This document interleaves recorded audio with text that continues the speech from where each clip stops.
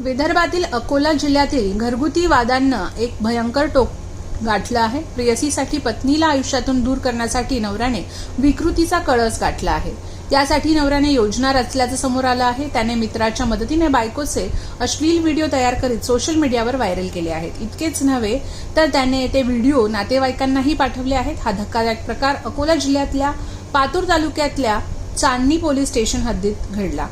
दरम्यान या प्रकरणी पोलिसांनी आरोपी नवऱ्यासह त्याचा मित्र मुस्तकीन शेख यासीन शेख याच्या विरुद्ध विविध कलमान्वये गुन्हा दाखल करण्यात आला आहे। या प्रकरणी अधिक तपास चांदणी पोलीस करत आहेत। या प्रकरणी मुस्तकीनला अटक करण्यात आली आहे।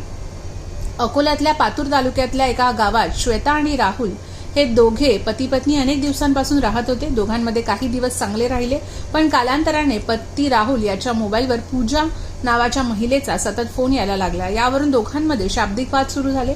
पुढे पूजा आणि श्वेताचं एका दिवशी फोनवर कडाक्याचं भांडण झालं। त्याचा हा वाद राहुलला समजला। राहुलने पत्नी श्वेताला हटकलं, आमचा काम आणि एका व्यवसाय संदर्भात नेहमी संपर्क राहतो, त्यामुळे तू लक्ष देऊ नको अशा शब्दात सांगितलं।